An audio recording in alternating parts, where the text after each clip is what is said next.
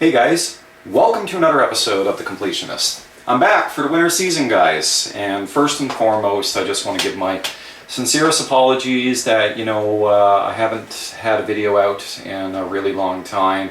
I was really hoping to make some video content maybe when I got home in December or maybe in January, but the harsh reality is, guys, like, the work year in 2021 was really brutal, and it was incredibly tough. I broke a lot of work records that I don't think any reasonable person should ever try to break, such as the most amount of hours worked in an entire month, most 24 and 4 shifts worked in a year, and it's just been a crazy work year. So especially for the first month and a half that I was home, I really wanted to just take care of myself and get some much needed rest and, just kind of recuperate, from how tough the work year has been.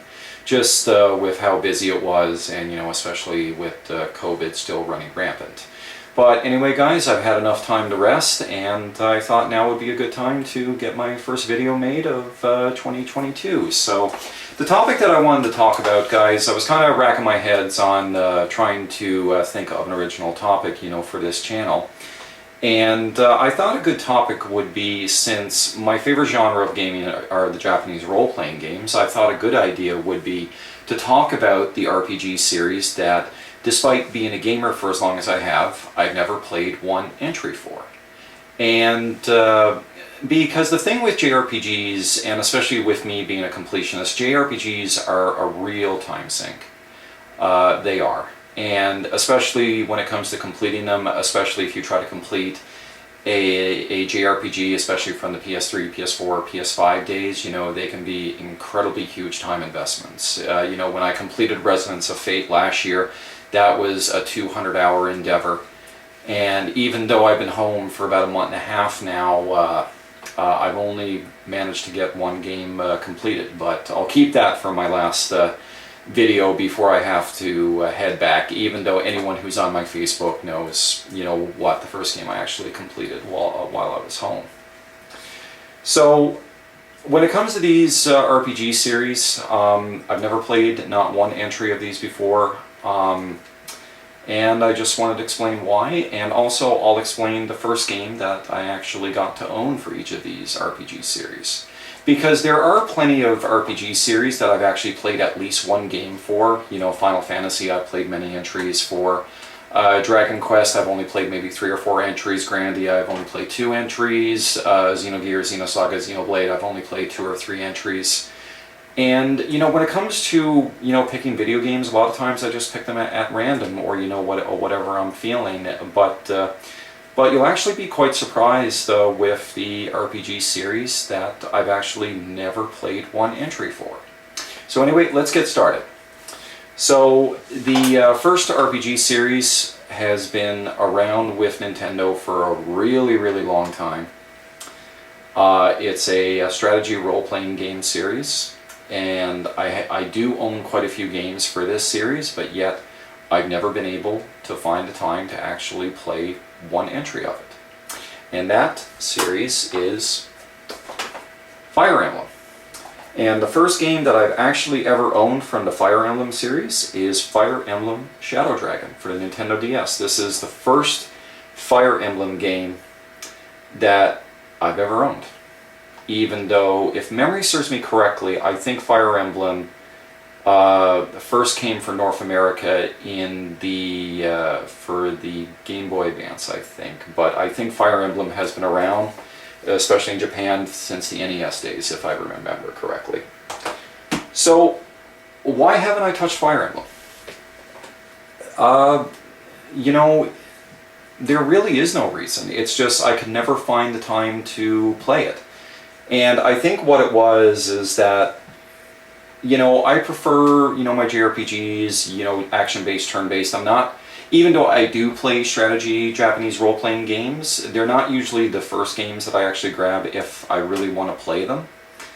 But I don't really have a good reason why I haven't touched Fire Emblem. I think the biggest reason why I haven't touched Fire Emblem is that there is a series that is kind of like Fire Emblem that I actually enjoy a lot more.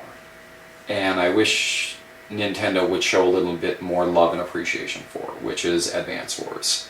I think, you know, Advance Wars and Fire Emblem, you know, they kind of like counterbalance each other in a sense. It's just like you have your Fire Emblem fans that don't like Advance Wars, and then you have your Advance Wars fans that don't like Fire Emblem. And the funny thing with me is I played every Advance Wars game except Advance Wars 2 Black Hole Rising for the GBA. But I don't know, you know, when it comes to the strategy Japanese role-playing game, I just love the concept of military combat, I guess, over medieval combat. And the thing is that as long as they keep pumping out Advance Wars, Fire Emblem will always be pushed to one side. And I am so grateful that Nintendo is really bringing the series back for the Switch. I do plan on getting Advance Wars 1 and 2, you know, like the HD remaster that they're doing. And I really hope that the sales for that game end up being good enough that they'll actually create a brand new Advance Wars game, because before this Switch title gets released, we went way too long without an Advance Wars game. And yet during that time, Nintendo was just pumping out Fire Emblem game after Fire Emblem game after Fire Emblem game. And I'm thinking, like, Nintendo, did you even remotely forget that you had Advance Wars, and Advance Wars has its hardcore fans for it?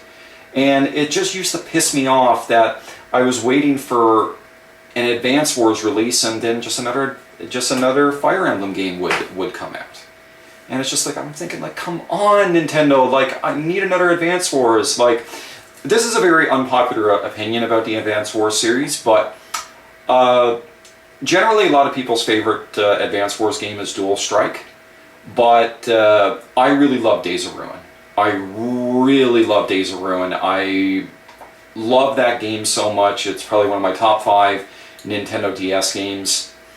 And I really love the music in that game, and the music is so good it actually reached in my top 10 of Jrpg battle themes of all time. But enough about Advance Wars. With regards to Fire Emblem, eventually, you know, I will get around to playing it, but there are so many games for the Advance Wars, for the Fire Emblem series, and obviously it has a lot more popularity now than, you know, when it first got released. But there really isn't a good reason why I've stayed away from this. You know, sometimes the Fire Emblem series can be incredibly daunting because of permadeath and things along those lines. But I actually welcome the challenge, and and when I do get around to playing the Fire Emblem series, you know, I'm going to try to get through the game and try to complete it. And I am going to keep permadeath on because I do like the challenge that, you know, if your characters die, you know, they're out of your party for good. And you know, if I can get through the game without losing a single party member, I'll be perfectly happy with that. But regarding the Fire Emblem series, guys, let me hear what your thoughts are. Like, personally, if for someone who hasn't played the Fire Emblem series before, what is the best Fire Emblem game to start on? Because a lot of the things that I hear from a lot of people is that Fire Emblem Awakening for the Nintendo 3DS is the quintessential Fire Emblem game to actually start on. So I would love to hear your thoughts on the Fire Emblem games and what you think are some of the best entries. I'm getting older, guys, so I'm going to need my water a little more often, so my throat doesn't get dry. So, the second RPG game series was originally released for Sega, for the Sega systems. I never picked up my first game from the series until it got released on the PS2. I've never played the first 2 entries for this game series on the Sega Genesis, and but I do own some of this game series. Specifically for the PS2 and the Sega Saturn. And that RPG series that I've actually never ever had an opportunity to play is Shining Force. And Shining Force Neo is actually the first game that I've actually owned for this series. But Shining Force is another RPG series that I've never played before. So why haven't I played this series? Well, when it first got released on the Sega Genesis, the harsh reality is, in the place where I grew up, barely anybody owned a Sega Genesis. Every kid was pretty much a Nintendo kid. There wasn't even a place in my local hometown or in the next town over that you could even rent Sega Genesis games. I think there was a computer shop that maybe had half a dozen, Sega Genesis games, but nobody in town had a Sega Genesis. So if nobody in town if none of your friends had a Sega Genesis, then you had no reason to play it and no way to play it. And I think that pretty much transpired as I've gotten older. Because, my hardcore video collecting was literally, between the PlayStation 2 and the PlayStation 3. And the thing is that I would pick up any game that had like anime artwork on it, because even though JRPGs are my favorite game genre, what I really love about gaming is any game that uses anime style art. So without really having any prior knowledge on Shining Force and the way the Shining Force games were, I originally picked this game up just because of the anime artwork. And as I got to know more about the Shining Force series, it's one of those series that's actually dramatically changed its gameplay. Like, the games for the Sega Genesis were strictly strategy Japanese role-playing games, but when they jumped into the PS2, then they went for a more action-based format, because I do own Shining Force Neo, and I also own Shining Force Exa, I think it's called. And I also own Shining Force 3 for the Sega Saturn, and I think the Sega Saturn one was the last strategy-based Shining Force game. But I've heard a lot of great things about the series, but it's just one of those series that just literally got pushed to the wayside. And I've never had an opportunity to play it.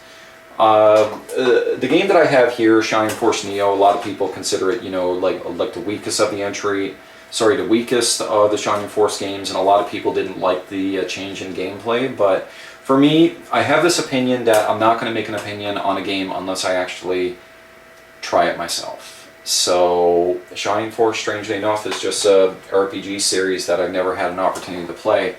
But if anyone actually owned a Sega Genesis during my childhood, and if there was actually a more dedicated place to play and rent Sega Genesis games, I probably would have played the game series in my teenage years. But it's just one of those series that I just never got around to, even though I do hear amazing things about it.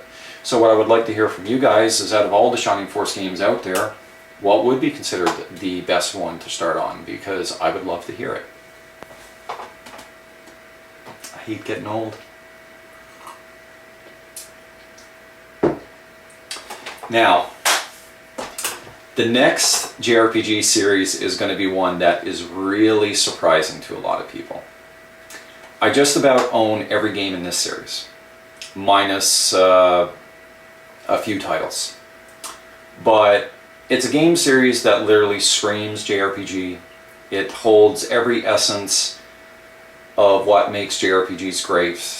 It's a series that really got reinvigorated when it got released on the PS2. And ever since then, it has one of the most hardcore JRPG fandoms that I've personally ever seen. A lot of the games in the series have won awards, and they pretty much have the dedication and respect from a lot of JRPG fans. But strangely enough, and with me being the big JRPG fan that I am, I've never played one entry of it. And that game series is the almighty, always popular, always revered Persona. And Persona 3 is the first game that I've actually managed to buy for myself for my video game collection. But I have not had an opportunity to play any Persona game. And I own a lot of them. I own Persona 1 and 2 for the PlayStation. I own the PSP remakes of Persona 1 and 2. I own Persona 3, Persona 3 Fez, Persona 4. I don't have Persona 4 Golden because I don't have a Vita, and I don't use Steam.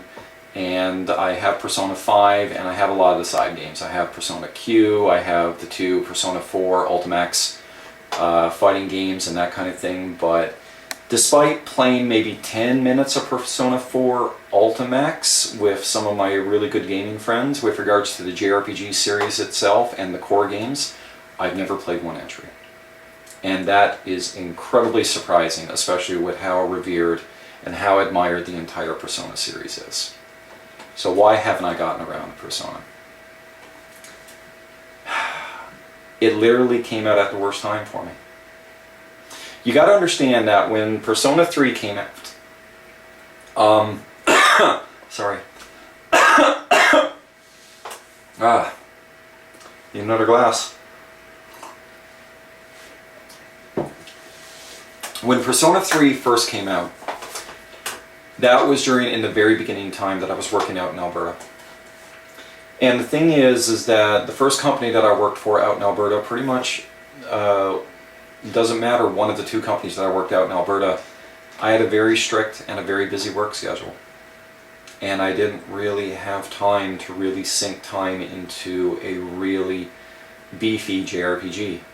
Because the harsh reality is that, especially from Persona 3 onwards, these games are incredibly hard to complete and they are huge time sinks. You do need a lot of free time, and it's not one of those types of games that you can just... I don't think it is one of those types of games where you can just pick up and play for an hour or two and then not touch it again for another month. I think it's just one of those games that you have to keep playing every day or every other day, for a month or two or 3 months.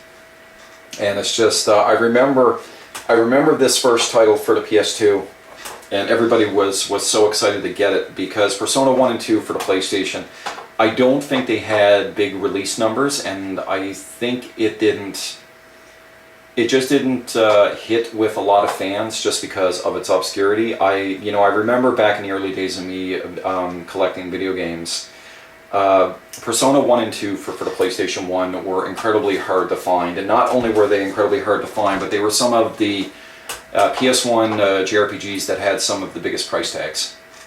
Especially in the mid to late 2000s, and they were just incredibly hard to find. I remember buying Persona 1 for like $150 and like Persona 2 for like $120. And back then that was incredibly expensive then. I don't know what the prices of the original PS1 titles are. And I remember when Persona 3 came out, and it got a lot of controversy from parents, even though I haven't seen that much gameplay from the Persona series, but I remember in Persona 3, parents were complaining that, the teenage characters were shooting themselves in the head to release their persona. And I guess that was pissing off a lot of parents off, and I remember reading a stupid article that, Persona 3 was promoting kids to think that suicide was cool and that kind of thing. But, that was so long ago, I don't even know if there was any credibility to that article. And it's so funny because even though I've never played a Persona game, the battle theme for Persona 3 is actually one of my top 10 favorite battle themes of all time, Mass Destruction. And just because, sometimes when you listen to video game music, things will pop up, and I heard the Persona 3 battle theme and I completely fell in love with it. And there's another Persona 4 title that I listen to all the time. A Persona 4 song that I listen to all the time, which is Electronica in the Velvet Room. I really love that song. But I just never found the time to play the series. And even when I come home during the winter and I have this 3.5-month break, and this would be the perfect time to actually sit down and play a Persona game, there's always something else that, I'd rather be playing. And that's just how it is. Sometimes you have to be in the mood to play a certain game, before you actually start playing it, because Persona games are long and they're daunting and there's a lot of stuff to do, and sometimes that can be overwhelming. And especially when I'm home during the winter, I try to have this golden rule of at least completing 5 games before I have to go back. And I don't have to go back until April the 1st, but I really don't want to spend the majority of my time home just playing one game. So I can't really see myself playing the Persona games anytime soon, not until I finish my time up in Alberta permanently. But according to what people have told me, these games are absolutely timeless. and it's just that they've aged incredibly well. They're still incredibly entertaining, and personally, Persona has a very hardcore fandom, and it doesn't matter how many fans you talk to, everybody has a favorite Persona game. I remember before Persona 5 came out, there was a huge debate on what was a better Persona game, Persona 3 or Persona 4. And personally for me, I think if I ever do get around to playing the Persona series, I'd probably give Persona 4 a try first. Because I just love the visual aesthetic of a lot of the characters, and there's just a lot about the game that actually appeals to me. But hopefully when I do get home on a more full-time basis, or when I get closer to retirement, I can actually sit down and actually give the Persona games a try. But, you know, for me being a JRPG player for as long as I have, I've just never found the time to actually play them, which is kind of strange because, you know, if you wanted to sum up a Japanese role-playing game in one game or in one series, you'd probably either pick Final Fantasy or, you know, Persona. But it is a series that I do definitely look forward to playing when I actually have the free time to do so. So anyway, guys, those are the 3 RPG series that I've never had a chance to play. I would love to hear your thoughts from my fellow JRPG players of JRPG series that you guys have never had an opportunity to play before. And by all means, guys, tell me which entry in each of these 3 RPG series that I should actually give a try when I find the free time to do so. But anyway, guys, I'm back for the winter season, so look forward to some new video content. Hopefully every 1 to 2 weeks. I'd like to try to get 4 to 5 videos made before I go back to work on April the 1st, but I'm happy to see you guys back. I really hope you're doing well. And, you know, thanks for all the kind words, you know, from all my YouTube friends that I am really good friends with, especially when I do work away from home, because I do appreciate it. So as always, guys, and as I always say, take care, and I wish you nothing but the best. Later.